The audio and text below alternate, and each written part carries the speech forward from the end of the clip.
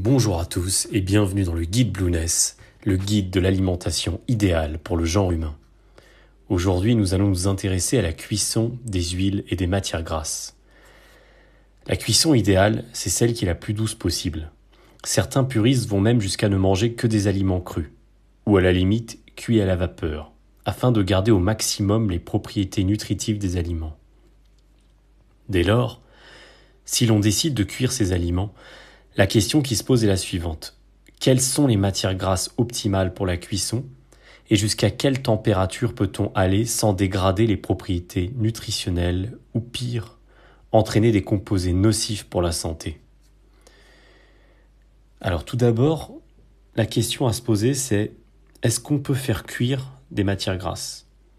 La réponse est oui, mais le plus modérément possible, le moins possible et à la température la moins élevée possible.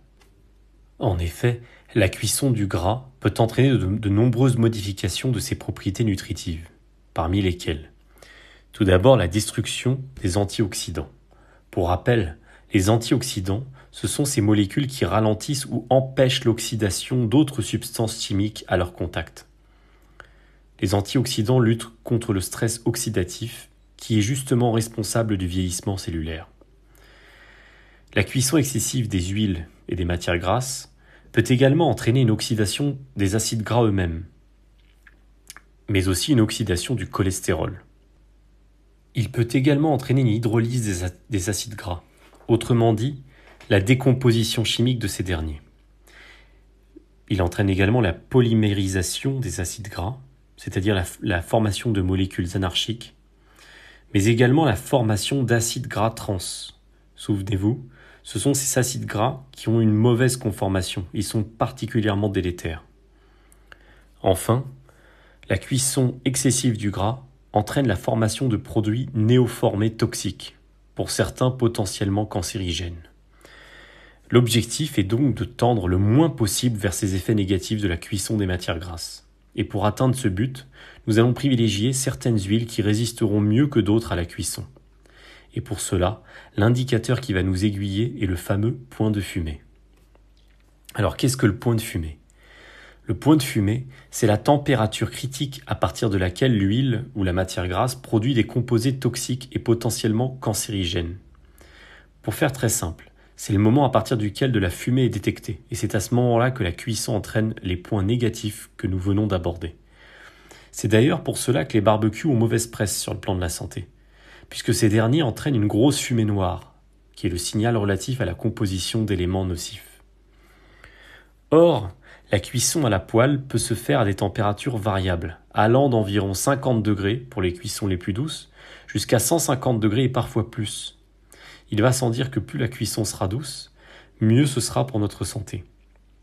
Même s'il faut reconnaître que certaines recettes de plaisir, dont on abusera logiquement pas trop, nécessiteront des cuissons rapides. Afin de déterminer quelles sont les matières grasses les moins sensibles à la cuisson, il suffit de les lister par niveau de point de fumée. Mais avant d'aller plus en avant, distinguons d'abord la différence entre les huiles raffinées et les huiles non raffinées.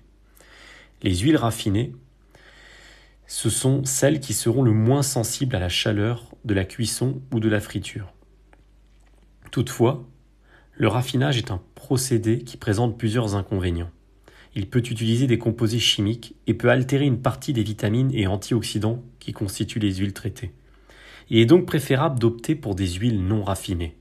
Alors certes, les huiles non raffinées auront un point de fumée plus bas que les huiles raffinées, mais elles seront plus nutritives, moins transformées, à condition d'opter donc pour une cuisson douce. Voyons tout d'abord le top des huiles non raffinées et des matières grasses à utiliser pour la cuisson. Dans le haut du classement, on retrouve le beurre clarifié, qui a un point de fumée qui se situe à 252 degrés. Autrement dit, en termes de cuisson, vous pouvez monter jusqu'à 252 degrés sans altérer les propriétés nutritives du beurre clarifié. À ce propos, ce type de beurre fera l'objet d'un podcast qui lui sera spécifiquement dédié. En seconde position, on trouve l'huile d'olive vierge, dont le point de fumée est à 216 degrés. Puis enfin l'huile de macadamia, à 200 degrés, la graisse d'oie ou de canard à 190 degrés, l'huile de noix de coco à 177 degrés. Ces 5 huiles, ces 5 matières grasses, disons, sont les 5 matières grasses à privilégier pour la cuisson. Viennent ensuite les huiles intermédiaires. On trouvera alors l'huile de tournesol oléique, à ne pas confondre avec l'huile de tournesol simple, dont le point de fumée se situe à 160 degrés. L'huile d'arachide, également à 160 degrés, et enfin l'huile d'olive extra vierge à 160 degrés également.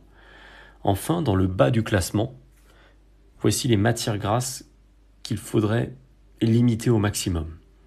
On trouve le beurre, dont le point de fumée se situe entre 120 et 150 degrés, l'huile de colza, 107 degrés, l'huile de lin, 107 degrés, et l'huile de tournesol classique, à 107 degrés également. Comme on peut le constater, dans ce classement, l'huile de tournesol et le beurre sont deux types de matières grasses qui ne sont pas conseillées pour la cuisson, et ce sont pourtant les matières grasses qui sont le plus utilisées en règle générale. Les huiles de colza, de noix, de noisette ou de lin peuvent s'avérer relativement bonnes pour la santé, mais elles sont à limiter, voire à proscrire pour les cuissons, étant donné leur point de fumée relativement bas. On les privilégiera donc pour l'assaisonnement. L'huile d'arachide présente quant à elle un point de fumée intéressant, mais elle est riche en oméga 6, or nous savons qu'il faut les réduire au profit des oméga 3. A l'inverse, l'huile d'olive, l'huile de tournesol oléique, l'huile de noix de coco, l'huile de macadamia, et enfin la graisse d'oie ou de canard et le beurre clarifié possèdent les points de fumée les plus hauts. Ils seront donc à privilégier pour la cuisson. S'il vaut mieux proscrire les huiles raffinées au bénéfice des huiles non raffinées que nous venons de voir, il n'en reste pas moins que les huiles raffinées peuvent s'avérer utiles dans le cas de cuisson à haute température, notamment pour la friture.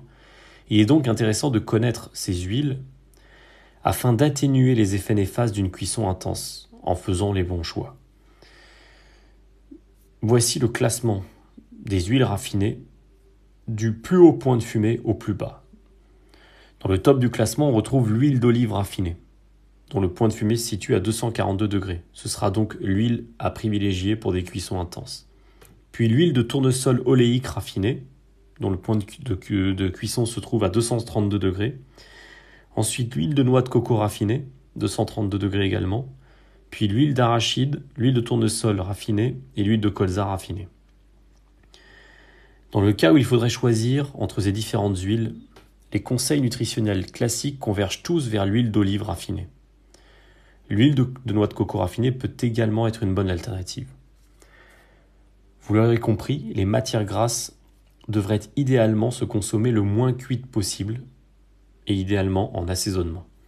Néanmoins, si certaines recettes et certains contextes nécessitent leur cuisson, on privilégiera alors l'huile d'olive, l'huile de macadamia, l'huile de noix de coco ainsi que le beurre clarifié et la graisse d'oie ou de canard, si possible le tout non raffiné, et on essaiera d'éviter le beurre classique et encore l'huile de tournesol, extrêmement utilisée pour les cuissons, notamment celle des frites.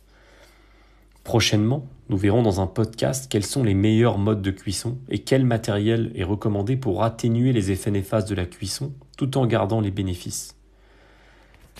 À très bientôt dans le guide Blueness.